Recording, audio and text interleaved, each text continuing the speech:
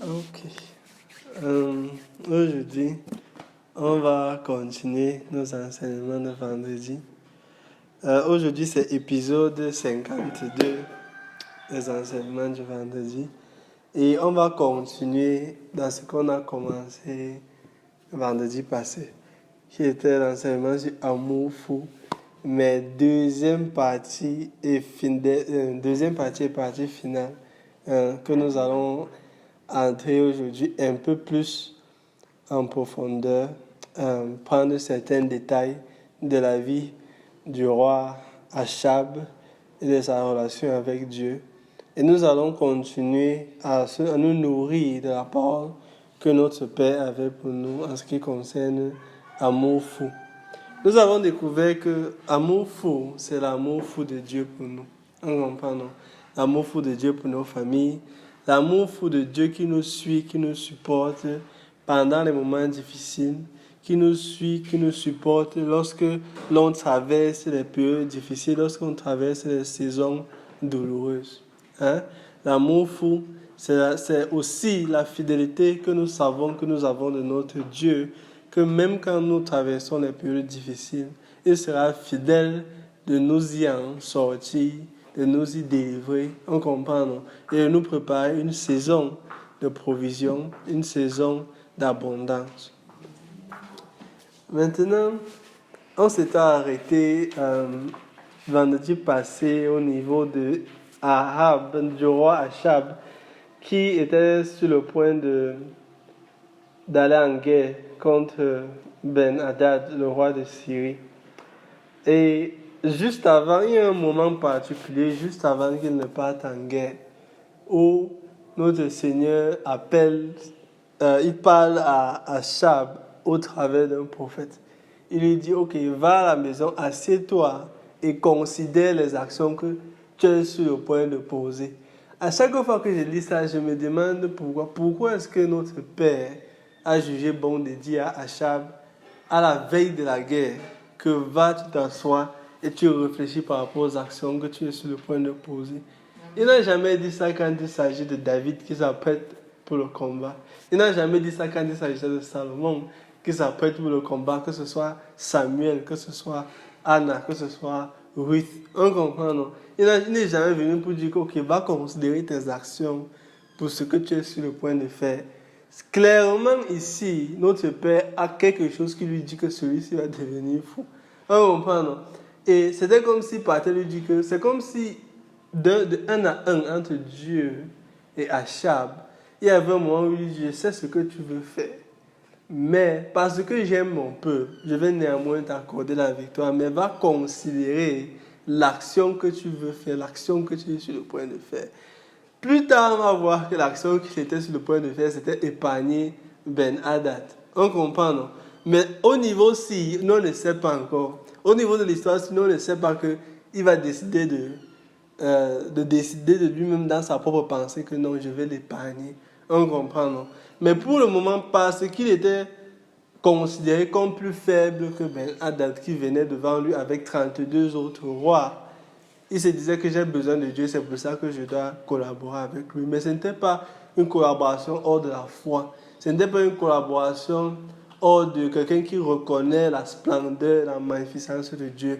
On comprend. C'est juste quelqu'un qui est dans une position de faiblesse et qui se dit que je n'ai rien à perdre à suivre les instructions que celui-ci me donne. On comprend. Non? Et c'est la position que Achab était dedans. Il a dit ok. Et quand Dieu lui a dit ça, que va t'asseoir, tu réfléchis. Ouais, souvent dit que c'est sûr que quelque chose va se passer. On comprend. À chaque fois que j'écoute ça, je sais ça. Parce que notre Père n'entre pas dans ce genre de détails. Au moins, c'est qu'il y a une raison. On comprend. Non? Mais on a vu beaucoup de gens comme notre frère Achab. On a vu Saul.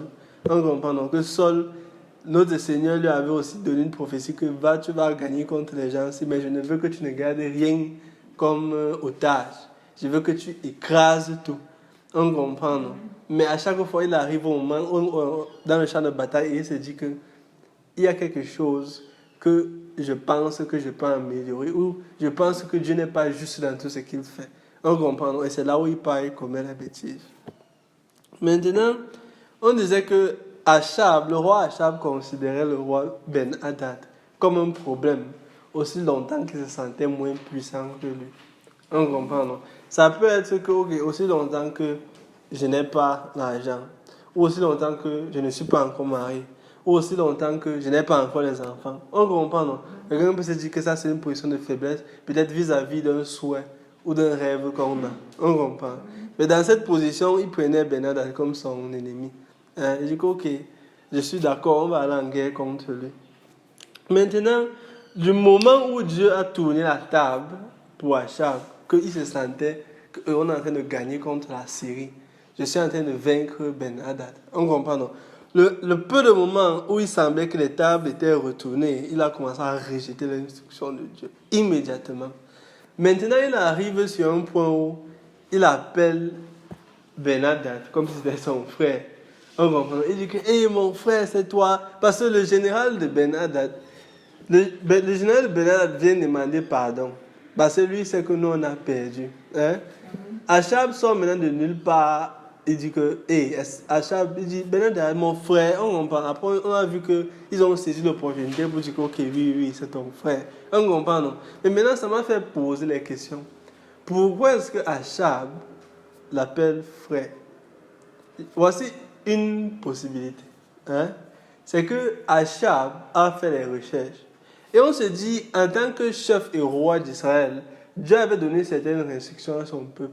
Ne vous mélangez pas à telle tribu, ne vous mélangez pas à telle tribu. Il y avait une liste de tribus qui disait ne vous mélangez pas avec ceci.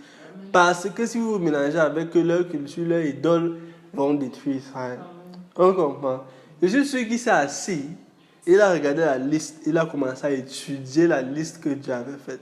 On comprend, non? On s'est dit que, est-ce que c'est vraiment vrai qu'on ne peut pas se mélanger avec eux? Parce que la seule raison pour laquelle il pense que Ben-Hadad c'est son frère, c'est qu'il a fait les recherches et qu'il s'est convaincu, ou quelqu'un d'autre l'a convaincu, que Ben-Hadad c'est son frère. On comprend, non? Mais ça demande la discipline et la persévérance de la part de Achab de chercher à prouver que Dieu a tort. Enfin, non. Ça demande, parce que le temps qu'il te faut pour faire les recherches là, ça nous dit à quel point Ben-Hadad, non, à quel point Achab était investi de vouloir montrer qu'il est Dieu.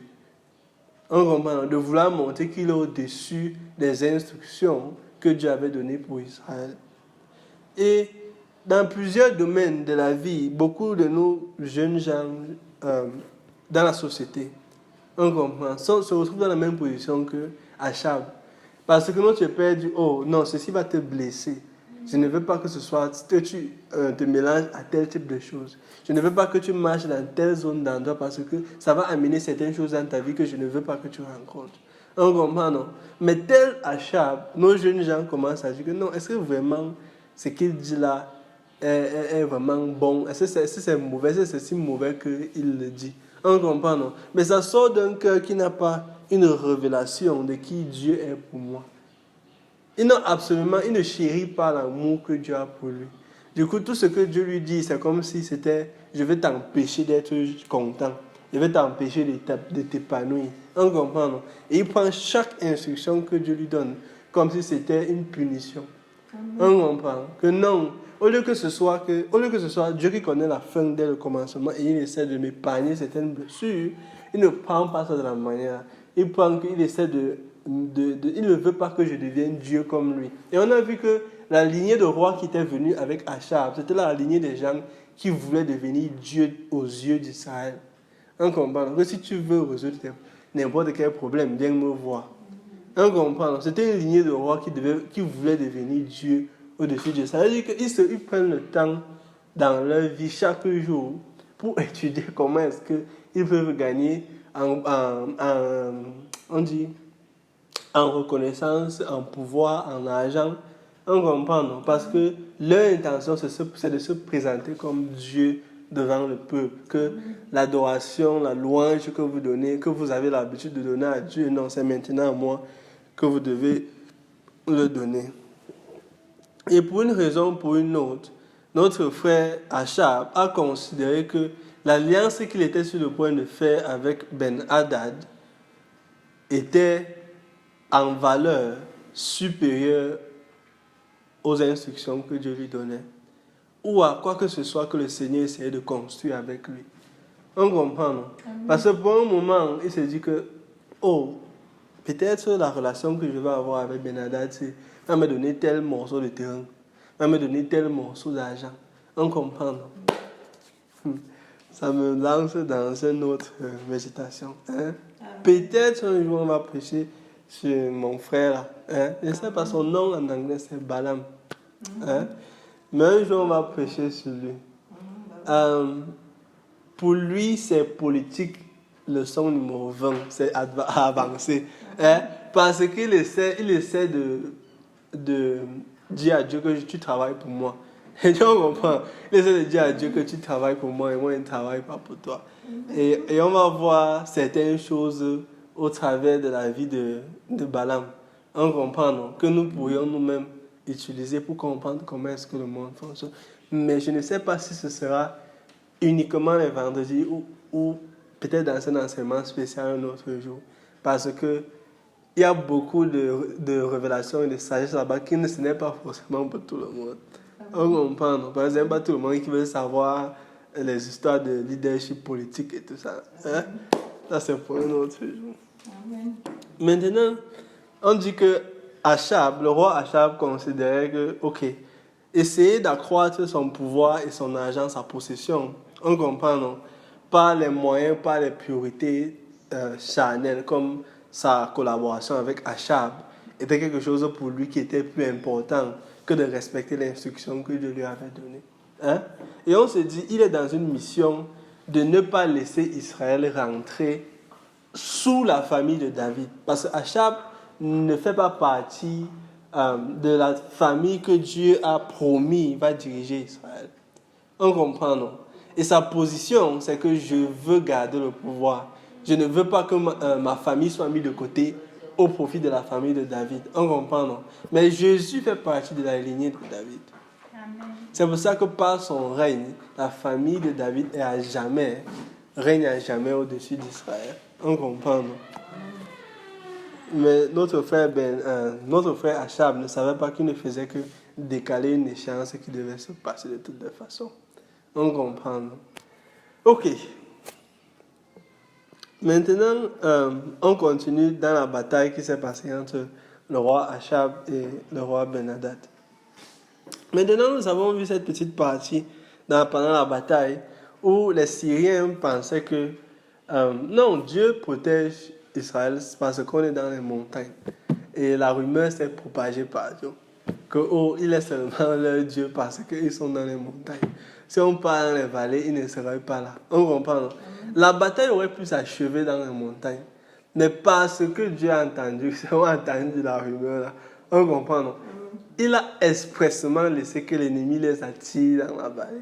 Amen. On comprend, non? Il a dit, ok, je vais vous montrer que mon peuple n'est pas en train de faire une divination. Mon peuple n'est pas en train de faire une idolâtrie. On comprend, non? Que je suis le seul vrai Dieu. On comprend, ok, je vais vous laisser les emmener dans la vallée comme vous pensez que c'est là-bas que je ne vais pas, que je n'y serai pas. On comprend, non? Et notre Père a montré à Ben-Hadad et à son armée que non, il est le Dieu des montagnes, mais aussi le Dieu des vallées. Et on a suivi le message dans plusieurs messages à l'église, dans les églises. On comprend, non? Et c'est vrai que notre Père est Dieu des montagnes, mais aussi Dieu des vallées. C'est que tu peux interpréter comme les bons et les mauvais moments. On comprend, non? Ce que tu peux interpréter comme lorsque l'activité marche et lorsque l'activité semble être marchée au ralenti. On comprend. Hein? Mais tout ceci fait partie de la révélation que ce verset nous donne, qu'il n'y a pas une zone ou une saison, une période de ta vie où Dieu est moins efficace qu'une autre saison. On comprend, non? Que ton Père est aussi efficace dans n'importe quelle saison, qu'il pleuve ou qu'il ne pleuve pas. L'amour de ton Père reste le même pour toi. Sa fidélité envers toi reste là même. On comprend, non? N'aie pas peur parce que tu es dans une certaine position. Et je te dis que parce que je suis dans cette position, mon Père ne peut pas me venir au secours. On comprend, non?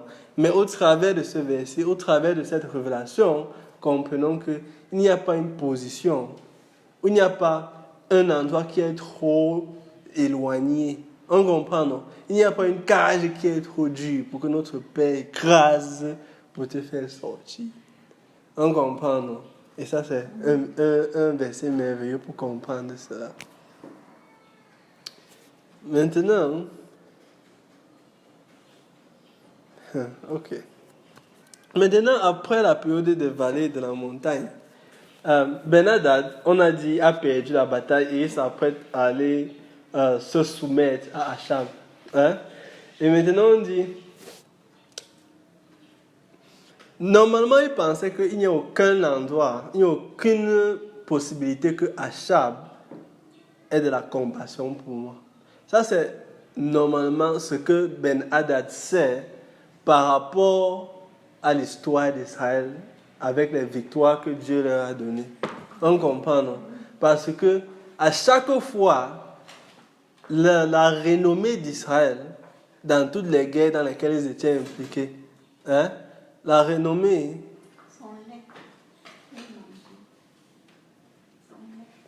Non, la renommée d'Israël, on comprend, non? La renommée d'Israël pendant les moments de guerre, c'était que lorsque leur Dieu, le Dieu d'Israël, pour les peuples étrangers, c'était que lorsque le Dieu les envoie aller combattre, ils exécutent parfaitement l'instruction qu'il leur a donnée. On comprend. Pour lui, il savait que, ok, je suis un des territoires vaincus qui va simplement entrer dans l'histoire des peuples que Israël a vaincus. Maintenant, il se dirige vers notre frère Achab en pensant que, ok, il va finir avec moi comme tous mes prédécesseurs, comme tous les gens qui sont venus contre Israël. C'est normal qu'il se dise ça parce qu'il a réuni 32 autres rois. Il a dit à quel point il avait peur d'Israël avant même de s'y avancer. On comprend. Et beaucoup de fois, l'ennemi, avant de s'attaquer à l'enfant de Dieu, ce n'est pas parce qu'il pense qu'il va te vaincre. On comprend, non? Il a peur, mais sa confiance réside sur le fait que tu ne connais pas qui tu es. Sa confiance réside sur le fait que tu ne connais pas la relation que tu as avec Dieu. On comprend. Et maintenant qu'il a raté le coche, Ben-Hadad a raté le coche et qu'il se rend compte que les 32 rois avec lesquels j'étais parti, que je pensais que je devais avoir la victoire, la situation maintenant est différente. On comprend, non? Il se dit que, ok, me voici, je vais mourir. Maintenant, on dit que purement, on a parlé ça, purement sur l'histoire d'Israël, les soldats, pour la foi, les soldats de Dieu n'épargnaient personne. Hein? Maintenant, il était surpris, et j'ai écrit ici, il était surpris par la naïveté d'Achab. On comprend, non? Il était surpris par la naïveté d'Achab. Parce qu'il n'imagine même pas, Ben-Hadad, c'est que si je suis à sa position, je ne vais même pas essayer de négocier. Parce que Ben-Hadad voulait faire une attaque surprise dans le palais royal. Peut-être le surprendre même quand il prend son bain. Ça, ce n'est pas l'attaque de rien qui veut négocier avec toi. On comprend, non? Il voulait le prendre et le tuer même dans la douche s'il pouvait. Du coup, dans la pensée de Ben-Hadad, c'est que si je suis dans ta position, je ne vais jamais me laisser en vie. On comprend, non? Maintenant qu'il comprend il dit que je suis son frère, il dit que waouh, la naïveté de celui-ci, je n'ai jamais vu ça auparavant. On comprend, non? Mais lui-même, ça lui dit que celui-ci, ça ce n'est pas un roi comme les autres d'avant, d'antan. On comprend, il comprend que celui-ci, ce n'est pas un roi en Israël comme les autres qui étaient là auparavant. Celui-ci ne comprend pas certaines choses. Et on a vu que Achab, ce n'est rien d'autre qu'un peureux qui se cache derrière le pouvoir, derrière l'argent. On comprend, non? Et derrière la célébrité. Hein? Et maintenant, devant le fait accompli, il voit la naïveté de notre frère Achab. Et maintenant, on dit, le roi Ben-Hadad essaie donc de saisir l'opportunité que Achab est en train de lui donner. Et maintenant, à ce moment-là, c'est Ben-Hadad maintenant qui vient pour négocier les termes de la réconciliation. Et on a vu ça dimanche là. C'est maintenant Ben-Hadad qui vient négocier les termes de la réconciliation. Dans une position où Dieu avait mis la nourriture, que mange seulement, c'est fini. On comprend, non? Maintenant, il laisse l'adversaire comprendre à quel point il est naïf, qu'il vient même avec les termes de la négociation. Que non, ok, puisque je suis ton frère, voici comment on va faire pour se réconcilier. donne-moi ceci, je te donne ceci, donne-moi ceci, je te donne ceci. On comprend, non? Mais au-dessus de ça, pour le royaume des cieux, pour les créatures des cieux, ça c'est la folie. On comprend, non? Parce qu'il dit que c'est Dieu qui a ordonné ta victoire au-dessus de cet ennemi, au-dessus de cet obstacle, au-dessus de ce projet. On comprend, non? Comment est-ce que tu arrives à 2 doigts de la victoire et tu te mets à négocier avec l'ennemi? On comprend, non? C'est comme quelqu'un qui prie pendant plusieurs années pour qu'un projet marche. Il a passé 3 ans de travail acharné et de prière acharnée. On comprend. Et le jour que le contrat que notre Père avait prévu arrive, le jour que le partenaire de l'autre côté de la table s'apprête à accepter tes termes de négociation, tu viens le jour là, tu dis que non, qu'est-ce que tu veux? Pardon, accepte seulement, je suis prêt à écouter ce que tu as dit. On comprend, non? C'est comme si ça annule toute la période de bataille contre Ben Hadad. Tous les gens qui sont morts, toutes les villes qui ont été détruites. On comprend, c'est comme si ça annule tous les efforts là. Parce qu'à la dernière minute, il décide que non, je vais négocier avec l'ennemi. Je vais négocier avec lui. Et on a vu que ça sort d'un mécontentement profond de Achab. Parce que tout ce que lui peut faire pour aller à l'encontre de Dieu, ça veut dire que sa période en tant que roi au-dessus d'Israël est prolongée. C'est ce qu'il pense dans sa tête. On comprend, non?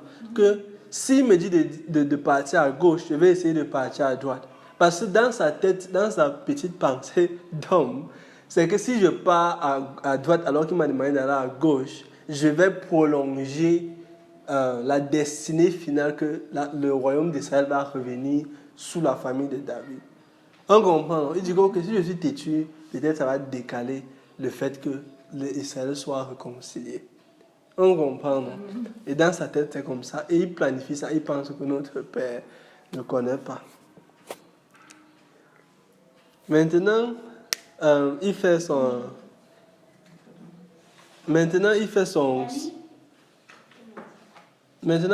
contrat avec Ben Hadad et il se sépare avec lui. Et après, nous avons ce passage où notre Père envoie un prophète vers Achab pour lui parler par rapport à ses actions, aux actions qu'il a commises. On comprend, non? Par rapport aux actions qu'il a commises avec Ben Hadad et pour essayer de lui dire qu'est-ce qui s'est passé. Hein?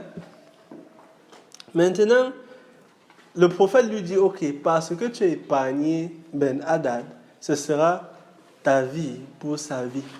Que maintenant, la vie que tu as essayé d'épargner, la vie là sera remplacée avec ta vie, c'est-à-dire ta vie sera prise. On comprend, non, pour lui. On a vu une suite de prophéties où notre Père dit, ok, je vais balayer ta famille de royaume. On comprend, non? Et c'est la même chose qui s'est passée avec Jéroboam. Achab n'est relié en rien avec Jéroboam. À chaque fois, parce que le roi qui venait faisait ce qui sortait de sa tête. Amen. Notre Père essuyait seulement, complètement. C'est-à-dire que même pas un des enfants de la famille d'avant, on comprend, non, est celle qui va revenir aujourd'hui. Mais, au travers de la relation entre Dieu et Achab, entre Dieu et la lignée de rois là, on apprend quelque chose pour nous dans notre relation personnelle avec Dieu. Hein? Parce qu'aujourd'hui, nous pouvons lire cette histoire et voir leurs erreurs. Et voir que, non, s'il l'avait fait comme ça, telle chose qui s'est passée après ne se serait pas passée. On comprend, non?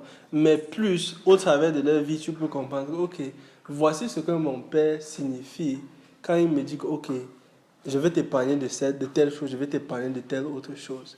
Ce n'est pas qu'il me réprimande, ce n'est pas qu'il me déteste, mais c'est qu'il me protège de quelque chose. On comprend, non? Le style de vie que le Seigneur nous invite à avoir, ce n'est pas un style de vie qui nous éloigne de quelque chose qui est bien pour nous, mais c'est quelque chose qui nous permet de vivre une vie pleine, une vie longue, et une vie remplie de sa provision. On comprend, non? Ok. Maintenant que notre frère Achab a reçu la prophétie, il part, il rentre chez lui et on dit qu'il était, il boudait, il était de mauvaise humeur et il se couche à la maison et il ne sait plus quoi dire, il ne sait plus quoi faire. Et il ne veut parler à personne. Hein? Comme un enfant à qui on a refusé le bonbon. Hein? Il passe seulement, il se couche sur le lit, il dit que non, je ne veux plus parler à personne. Hein? Maintenant, l'histoire continue et notre Père nous amène vers notre frère Naboth, qui est la partie principale du deuxième couplet du message. Hein? Notre frère Naboth. Et on a vu que Naboth avait son terrain qui était proche du palais royal. Et parce que sa maison, son terrain était proche du palais royal, il était dans la zone que Ben-Hadad a envahie lorsqu'il essayait d'attraper Achab. On comprend, non? Et on a vu que à cause de la foi de Naboth, notre père a pu protéger Naboth pendant l'attaque de Ben-Hadad.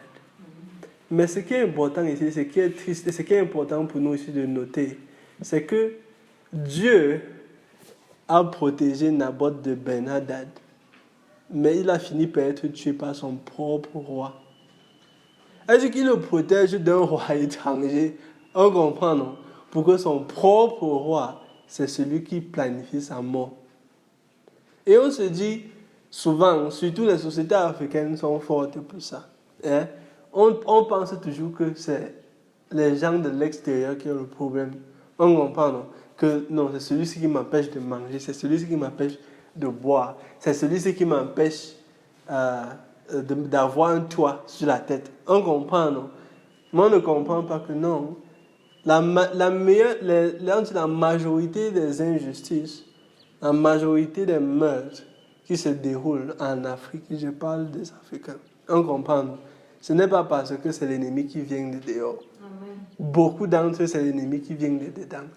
On comprend, non?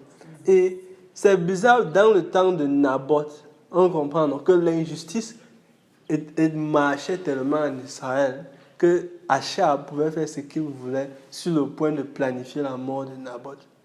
On comprend, non, que le territoire, la terre de Dieu était devenu un festin pour les gens égoïstes et qui planifient. On comprend, non, qui ont leur propre agenda dans la tête et ils veulent suivre leur propre agenda. On comprend, non? Un environnement qui est rempli d'idolâtrie, rempli de divination, ne fait que produire une atmosphère où il y a injustice, meurtre et pauvreté. On comprend, non? C'est tout ce que les idoles amènent. C'est tout ce que divination amène. Ça n'amène rien d'autre que pauvreté, injustice, meurtre. On comprend, non? Et ça crée cet environnement, on dit, non, dangereux, empoisonné, oui. Comme un environnement empoisonné que tu ne sais pas quand celui-ci va, que n'importe quoi peut faire mourir n'importe qui. On comprend, non? Parce que tu ne sais pas qui est en train de planifier la mort de qui est en train d'essayer d'utiliser son pouvoir et sa position en mauvais escient. Et tu te retrouves dans une société comme la société de Naboth, où tu as plein de personnes en position de pouvoir, mais qui rejettent une collaboration avec Dieu. Et maintenant, parce qu'ils rejettent une collaboration avec Dieu, ils créent une société dans laquelle notre Père essaie d'utiliser tous les moyens possibles pour que son peuple suive. On comprend, non?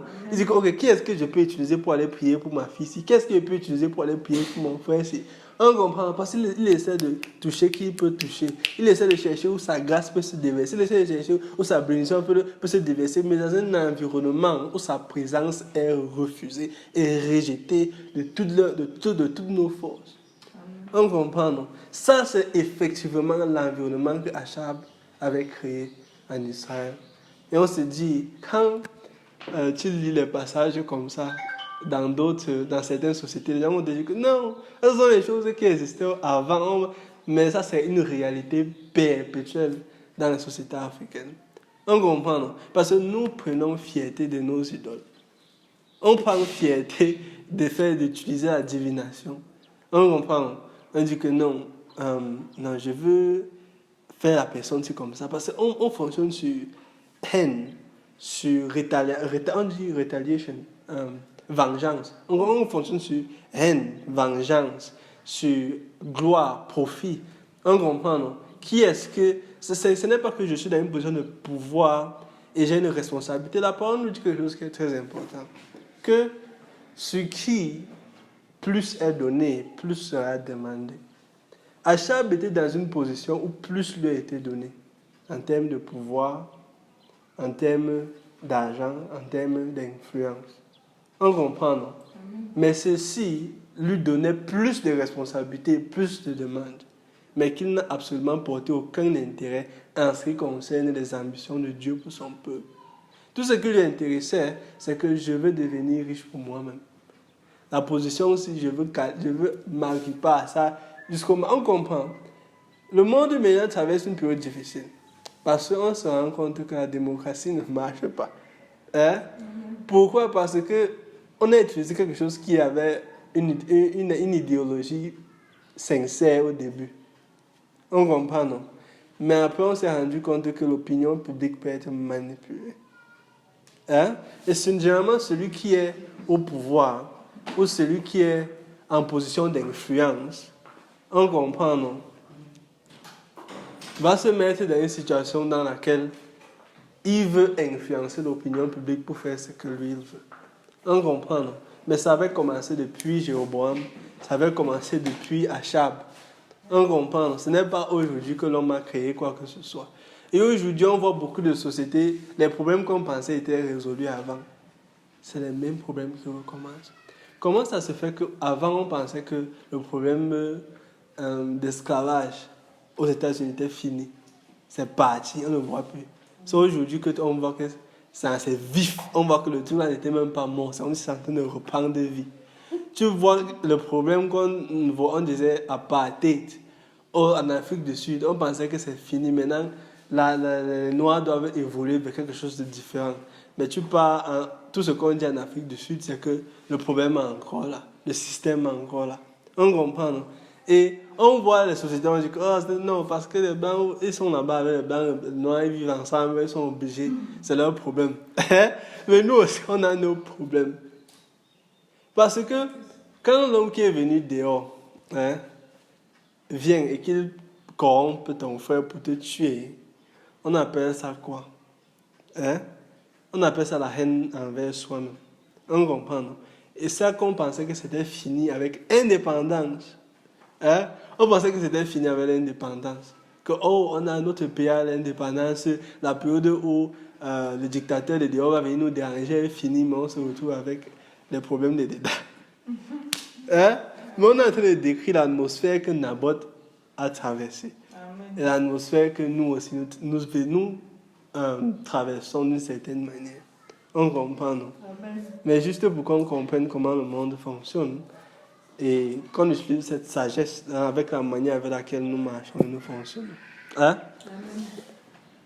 Maintenant que notre frère Naboth avait sa terre et que notre père l'a protégé de Ben-Hadad, il se trouve que maintenant c'est Achab qui veut son terrain parce qu'il veut faire son potager. Tu prends le terrain que quelqu'un... Il dit que non, je vais acheter ton terrain, tu ne veux pas louer. On comprend. C'est que si tu ne veux pas louer, il faut faire ce que tu veux là-bas, ça c'est ton problème. Mais le terrain, si je vais acheter pour faire mon potager.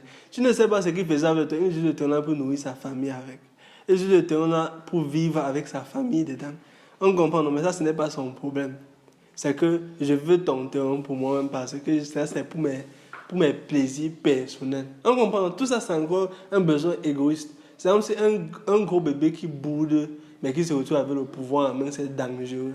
C'est pour ça que dans la maison de Dieu, notre Père prend soin de nous maturer avant de nous mettre dans une position d'influence et de pouvoir. Amen. Parce que autrement, tu vas mettre quelqu'un qui est un gros bébé qui boude avec le fusil en main.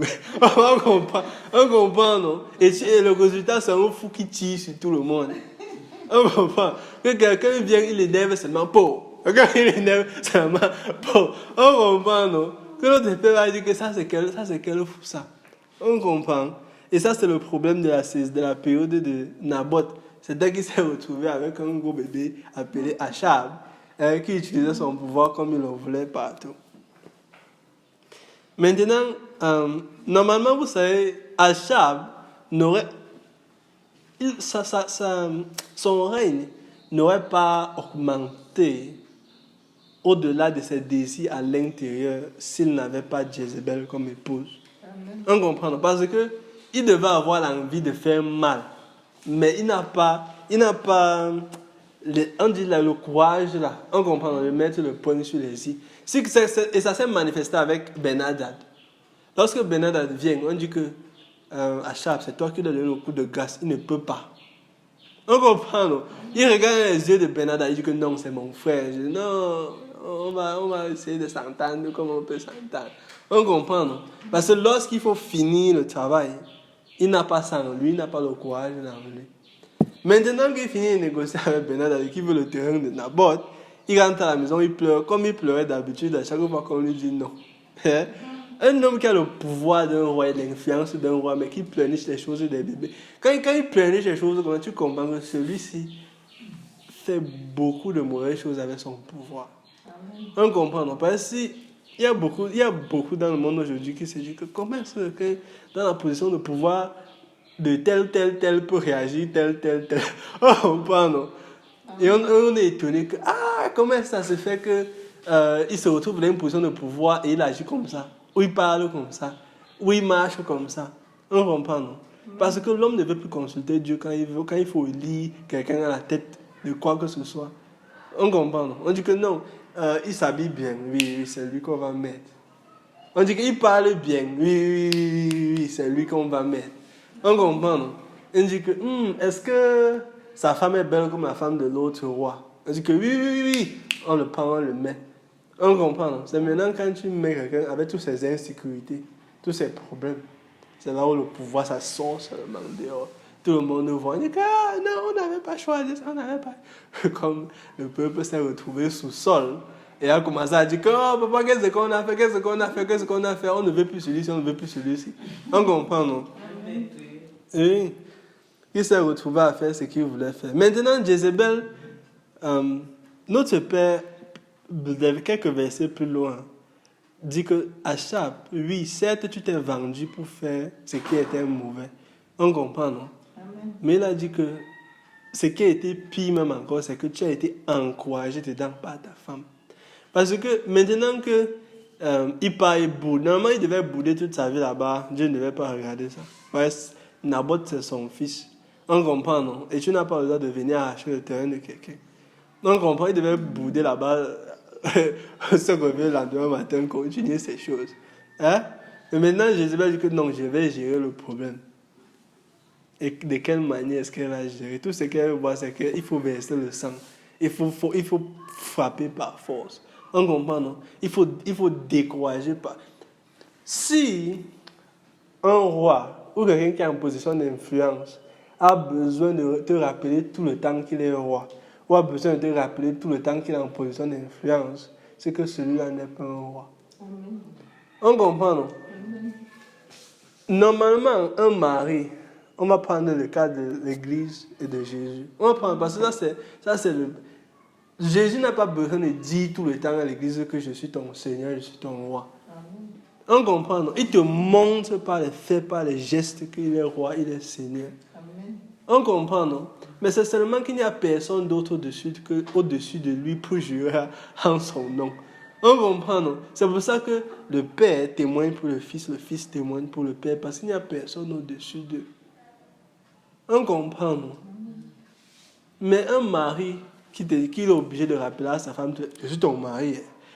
On comprend, non? C'est que ça, il y a un problème d'insécurité. On comprend, non? Que celui-ci, non, il y a quelque chose. Il y a quelque chose qui se passe. Hein?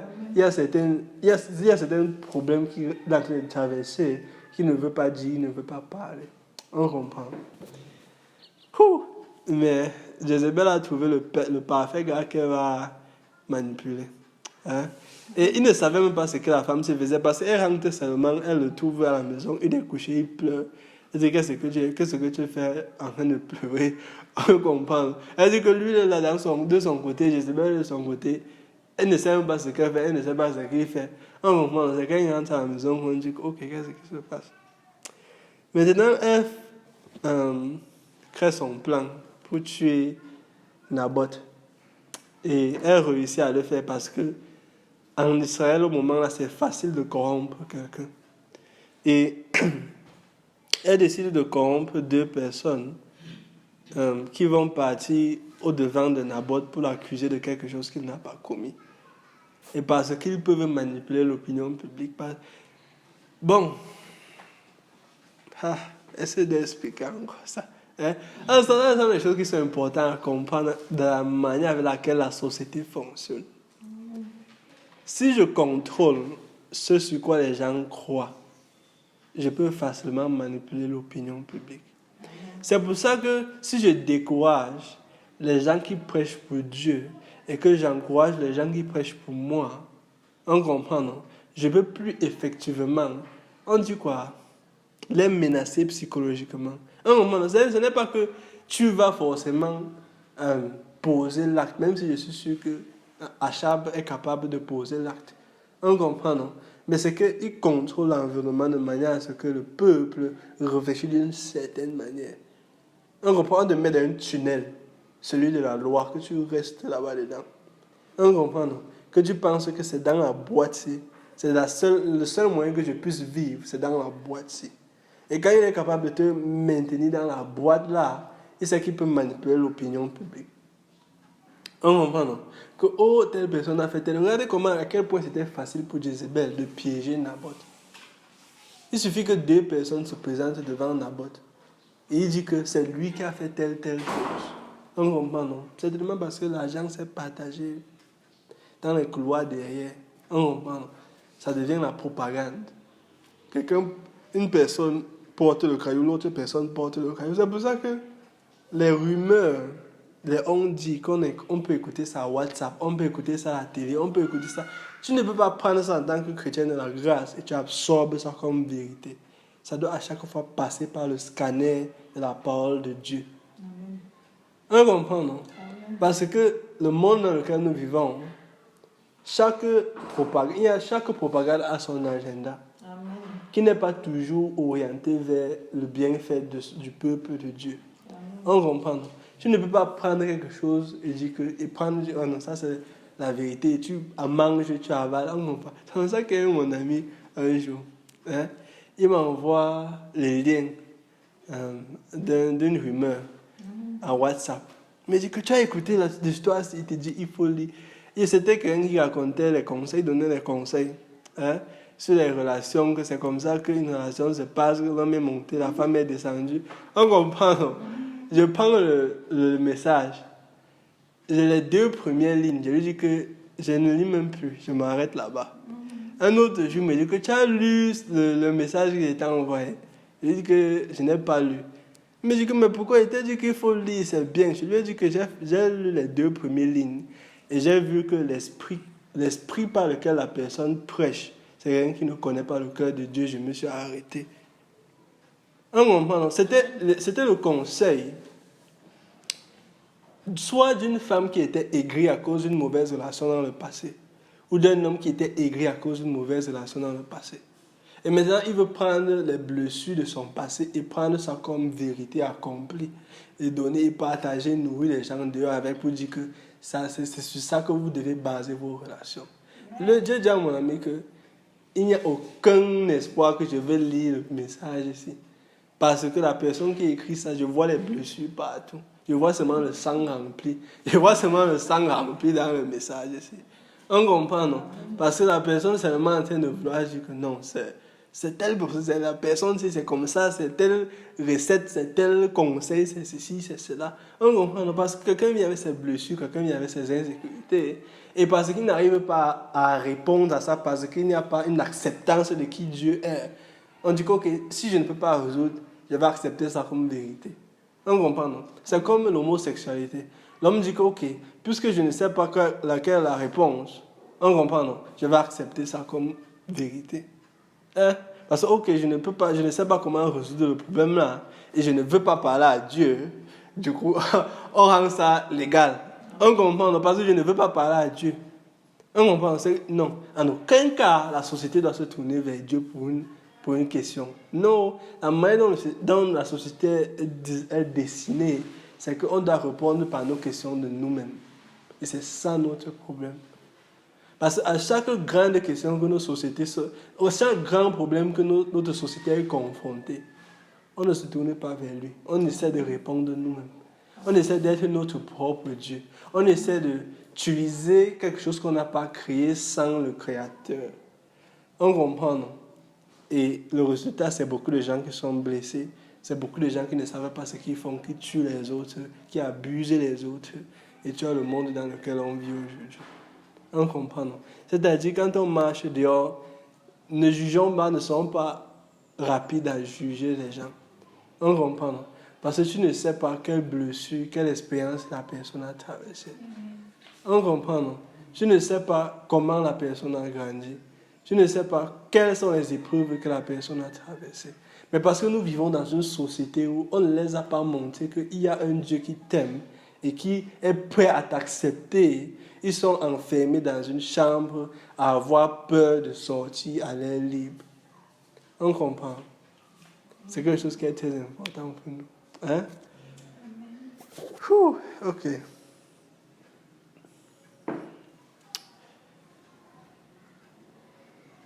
Maintenant, après la mort de notre frère Naboth, on a vu que le cœur de notre père était pesant parce que son fils est mort. On comprend. Et dans quel genre d'occasion? On comprend, non? Parce que quelqu'un, dans des besoins égoïstes, a planifié sa mort. Et c'était un peu similaire à ce que David avait fait avec Bathsheba. On comprend, non? Où il avait planifié la mort de Uri. On comprend, non? Que Uri arrive au royaume des cieux. On te dit, hey, qu'est-ce que tu fais ici? On comprend, non? Que je ne t'attendais pas. Que je ne t'attendais pas aujourd'hui. Et c'est après qu'il découvre que c'est David qui est monté. Et David a payé le prix cher pour ça. On comprend, non? Il a payé le prix cher. Parce que tous les problèmes qu'on voit jusqu'à aujourd'hui, ça a commencé là-bas. Il a payé le prix cher pour ça.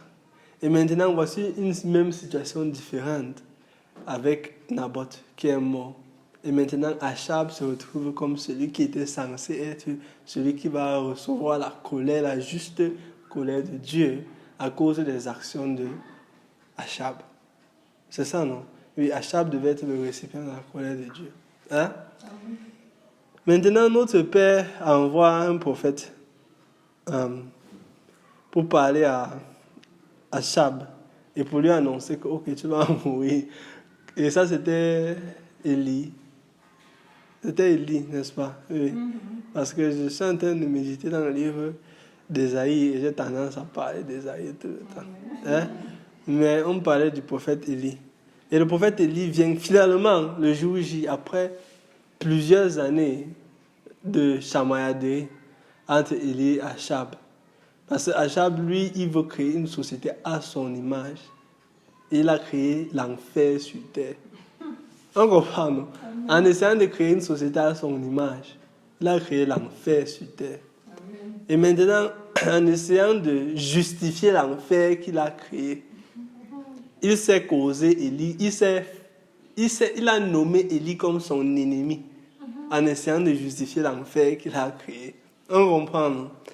Et maintenant, il reçoit la prophétie d'Élie. Il dit que mon ennemi, enfin, hein, le message que tu voulais m'envoyer, tu m'as donné ça aujourd'hui. Hein?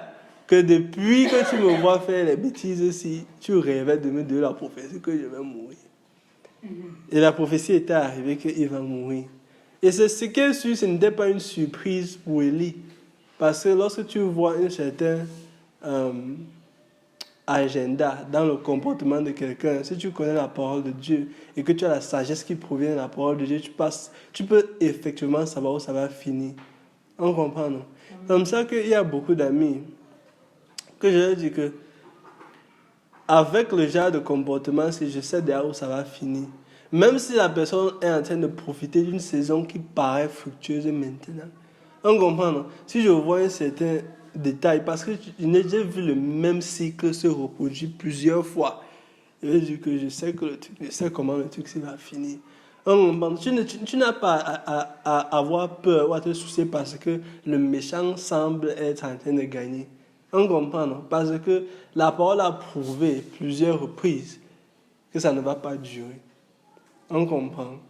Elle dit que tu n'as pas à t'en faire que pourquoi est-ce que l'autre là ne fait que gagner? Non, toi, suis Jésus. Ne t'occupe pas, ne t'occupe pas de savoir quand est-ce que celui-ci va perdre. Amen. On comprend, non? En ce qui te concerne, c'est suis Jésus, suis ton Père. On comprend. Amen. Ne te dis pas que non, oh papa, pourquoi est-ce que celui-ci il torture? Pourquoi est-ce que celui-ci est dans une position de pouvoir? Pourquoi est-ce que celui-ci est dans... Parce que la parole de Dieu a prouvé que cela ne va pas durer. On comprend. En ce qui te concerne, suis Jésus. Suis Jésus pour toi et ta famille. Suis Jésus pour toi et tes activités et ton business. Suis Jésus pour toi et tes enfants. Et maintenant que le verdict a été proclamé au-dessus de Achab, je me dis au moment là, pour une raison ou pour une autre, sa réaction était différente des autres fois où Dieu l'a rejeté. Parce que les autres fois où Dieu le rejetait, c'est que, ok, tu as fait ceci, tu as fait ceci, tu as fait ceci, tu as fait ceci, je n'ai pas aimé, je n'ai pas aimé, je n'ai pas aimé, je te dis que c'est la dernière fois. On comprend, non? Mais ici, c'était différent parce qu'il dit, c'est ta mort ici. On comprend, non? Et c'est comme si, pour une raison ou pour une autre, c'était comme si on versait l'eau froide sur sa tête. On versait l'eau froide sur la tête d'Achab. On comprend, non? Et il s'est rendu compte qu'effectivement, la mort que j'essayais de fuir, en fait, toutes les actions que j'ai posées jusqu'à présent ont assuré la mort que j'essayais de fuir. Parce que un monde où on prêche à tout le monde la loi et à quel point Dieu les déteste, le résultat, c'est une société où tout le monde a peur de mourir. Parce que tout le monde se dit que si je meurs, c'est l'enfer. Tout le monde se dit que si je meurs après la mort, ce sera plus pire que ce que je vis maintenant. On comprend parce que sans le sang de Jésus, il n'y a aucune assurance de quoi que ce soit après la mort. On comprend, non? Du coup, tout le monde dit que ah non, si je meurs, c'est le problème. L'ennemi ne sait pas quoi faire d'un enfant de Dieu qui connaît sa position en Jésus. Parce qu'il n'a pas peur de la mort. Ça ne veut pas dire qu'il va marcher là dehors. Nous ne sommes pas fous avec ça. Ça ne veut pas dire qu'il va marcher là dehors, il va traverser la route, la voiture. On comprend, non? Ça ne veut pas dire ça. Nous ne sommes pas fous. Mais ça veut dire qu'il n'attend pas avec angoisse le jour de sa mort. On comprend, non? Il est simplement intéressé à vivre sa relation avec Jésus un jour à la fois. On comprend, non? Il n'y a pas de quand est-ce que ma fin va arriver, quand est-ce que telle chose va arriver, quand est-ce que telle chose va monter. Seul un homme qui est coupable dans sa conscience et dont les mains sont trempées de sang aura peur de la mort. On comprend, non? Parce qu'à chaque fois tes péchés disent qu'il va payer. Mais tu ne connais pas Jésus. Tu ne connais pas le sang de Jésus. On comprend. Tout le temps, ta conscience te dit que qui va payer pour le sang qui est sur mes mains. On comprend, non? Et en effet, dans cette position-là, l'homme a peur de mourir. On comprend, non? C'est pour ça que tu vois les gens aller dans des extrêmes pour chercher des solutions pour vivre plus longtemps. Pour dire que, ok, je vais vivre tel nombre d'années. Et tout ça, tout en commettant des actions qui vont extrêmement à l'encontre de ce que notre Père a. On comprend, non? Et il se retrouve maintenant dans la position où je ne veux pas avoir une relation avec Dieu, mais parce que je veux fermer ma pensée vers une vie sur terre, je vais rester ici au plus longtemps que je peux. Parce qu'il se dit que sur terre, j'ai le pouvoir au-dessus de Dieu. Parce que notre Père respecte sa liberté de choix. On comprend. Amen. Notre Père respecte ta liberté de choix. On a dit ceci, tu peux choisir l'action que tu poses. Mais tu ne peux pas choisir la conséquence de l'action que tu as posée. Amen. On comprend. Amen. Tu peux choisir l'action que tu poses. Mais tu ne peux pas choisir la conséquence. Tu ne peux pas dire que je veux le beurre, l'argent du beurre. On comprend. Tu ne peux pas aller au marché, monter l'argent au commerçant et lui dire que tu vas rentrer avec l'argent et le produit. Même si certaines personnes au pouvoir, en position de pouvoir et d'influence, veulent penser le cas. Mais c'est très important pour nous ici de comprendre que notre Père cherche toujours une opportunité cherche toujours une opportunité où sa grâce peut se déverser, où son amour peut se déverser, où sa bénédiction peut se déverser. On comprend, non? Et on a vu maintenant, lorsque moi quand je lisais la partie là avant, je dis que ok, le chapitre de Achab est fermé. Hein? Que sa vie est finie. Ok, on a fermé le chapitre là. Prochain chapitre. Mais après Dieu dit non, non, non, non, non. Pas encore. Il arrête Élie. Et Élie ne voit pas ce que Achab. Et c'est ça qui est important. Achab ne s'est pas mis en tenue de deuil, pleurer et prier, jeûner, parce que les gens le regardaient. C'est quelque chose qu'il a fait de lui-même à côté.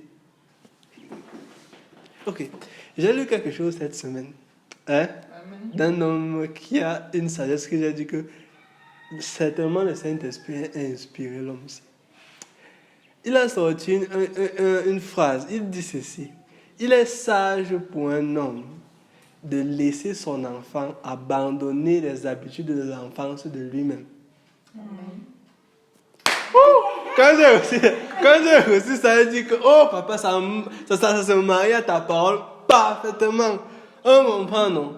La repentance de Achab s'est déroulée de lui-même. On comprend, non? Ce n'est pas Dieu qui l'a forcé de se répandre de ses actions. On comprend, non? C'est Achab lui-même qui a dit que non, j'ai vraiment commis des actes horribles. On comprend, non? Il s'est mis en tenue de deuil, pleurer, gêner, prier. On comprend de lui-même. Ce n'est pas Élie qui a dit, si tu veux éviter la mort, fais ça. Aussi longtemps que Achab était concerné, sa mort est déjà proclamée, il va mourir. Il ne pensait même pas que sa prière pouvait décaler ou annuler sa mort. On comprend, non? Mais il était en train de prier, pleurer, gêner. On comprend. Et notre Père voit cela de lui-même pour la première fois de sa vie. Achab fait quelque chose de lui-même. On comprend, non? Pour la première fois de sa vie, il fait quelque chose pour lui-même que personne ne l'a forcé ou ne l'a influencé à faire. On comprend. Et c'est là où, quand j'ai lu la parole de mon frère, c'est qu'il est sage pour un parent de laisser l'enfant se débarrasser de ses habitudes de lui-même. C'est là où j'ai compris que ça marie parfaitement le contexte ici. J'ai seulement pris ça, j'ai déposé. On comprend. Et ça marche même partout, même en ce qui concerne dans une relation, dans un foyer. Parce que tu peux prier pour tes enfants. On comprend, non? Mais ultimement, tu ne peux pas les forcer à abandonner une habitude que tu sais est destructive pour eux-mêmes. On comprend, non? Tout ce que tu peux faire, c'est laisser que Dieu, en collaboration avec l'enfant, cause l'enfant de laisser ça de lui-même. On comprend, non? Parce que toute dictature que tu vas amener ne va causer que frustration. On comprend, non? Toute dictature que tu vas imposer ne va causer que mépris. On comprend. Et c'est quelque chose de très important que j'ai lu cette semaine. Hein? Le marché aujourd'hui, il y a beaucoup de livres intéressants que le Seigneur me fait tomber sur ça. Hein? Peut-être un autre jour, je vais parler de ça encore. Bon, ainsi donc on voit que Élie reçoit la parole de notre Père de rentrer vers Achab. Parce qu'il aurait pu laisser Achab, et Achab ne devait pas mourir, il devait se dire, depuis que la prophétie est venue, il pouvait se dire que Dieu a baissé les bras et il m'a laissé. On comprend que mes sorciers ont gagné. On comprend. Non, il voulait se rassurer que Achab sait que Dieu a vu à quel point il s'est humilié quand personne n'était là. On comprend, non? Dieu a dit à Élie que va lui dire que ce que je viens de dire ne va pas se passer. Ce n'est pas la première fois que ça arrive dans la Bible. On comprend, non? Que notre Père annule quelque chose qu'il avait dit au départ. Amen. Que ce soit vice ou versa, ça s'est passé avec... de notre côté, ça s'est passé avec le prophète Élie toujours. Parce que lorsqu'il priait que je veux mourir, laisse-moi mourir, porte-moi maintenant. Dieu ne l'a jamais fait mourir. On comprend, non? Mais ça parle du cœur de notre Père. Il cherche une opportunité de te bénir. Il cherche une opportunité de verser sa grâce et son amour. Pour quelqu'un avec l'histoire de Achab, lorsqu'il a, pour la première fois de sa vie, eu un moment d'humilité, les royaumes des cieux se sont ouverts sur lui. Comme si ça attendait le moment là. On comprend, non? Et à ce moment-là, c'est là où ton cœur dit waouh, l'amour de Dieu c'est plus grand que je ne peux comprendre. Parce que l'homme n'a pas la force de pardonner à Achab. On comprend, non? Mais Dieu a la force de pardonner à Achab. Voici quelque chose que Dieu m'a dit quand je méditais sur ça en semaine. Et quand je traversais le moment difficile avec lui. Hein? Notre Père me dit ceci. Hein? Parce que j'ai traversé un moment difficile, mon cœur fait mal, tu pleures, tu ne sais pas comment tu vas t'en sortir. Hein? Et il me dit, tu sais quoi, quand je pose l'action, c'est parce que je vais t'épargner tel douleur. On comprend, non? Il me dit que toi, tu as l'option de ne pas avoir mal. Mais moi, j'ai mal tous les jours. Amen. Ça m'a fait avoir les choses en perspective. Il m'a dit que mes enfants me font mal chaque jour. Mais toi, tu as mal par saison. On comprend, non? Il dit que chaque jour de chaque seconde, il y a plusieurs de ses enfants sur terre qui lui font mal. Il dit que mon fils, je vais t'épargner ce que moi je ne m'épargne pas. Dans le pouvoir de dire que je vais tout recommencer à zéro. On comprend, non? Je vais essuyer. À plusieurs reprises, quand je lisais la parole à partir de Genèse jusqu'en montant, quand l'homme a commencé à faire son désordre, à chaque fois, il dit, papa, pourquoi tu ne recommences pas? C'est facile. Je dis qu'ils ne sont que 100. On comprend, essuie maintenant, tu recommences à zéro. Mais pour lui, une personne a la valeur à ses yeux. On comprend, non? Pour l'ennemi, c'est que, c'est 100, efface tout, on recommence. Efface le tableau, on recommence. On comprend, non? Et quand Dieu m'a dit que, il sait comment m'arrêter. On comprend, non? Il sait comment m'arrêter. Il dit seulement que toi, tu as l'option. Toi, tu as l'option. Moi, j'ai mal chaque jour. Là où j'ai compris que, waouh. Que moi, je suis là, je me plains chaque jour. Je dis que ma vie est montée, ma vie est descendue. Alors que lui, chaque jour, ses enfants, il supporte beaucoup de nos frères et de nos sœurs. On comprend, non? Et regardez son cœur. À chaque fois, Achab a l'opportunité de le blesser. On comprend, non? Mais à chaque fois, il ouvre son cœur pour que Achab revienne. L'homme n'a pas la force là. On comprend, non? Parce que pour nous, quelqu'un qui te blesse avec la persévérance qu'Achab a blessé Dieu, tu vas dire que non, je ferme ma vie à la personne, tu ne vas plus entrer dans ma vie. Amen. On comprend, non? Amen. Mais voici ce qui est merveilleux avec la miséricorde de Dieu. C'est que quand tu le blesses, il rouvre son cœur. Tu le blesses, il rouvre son cœur. Tu le blesses.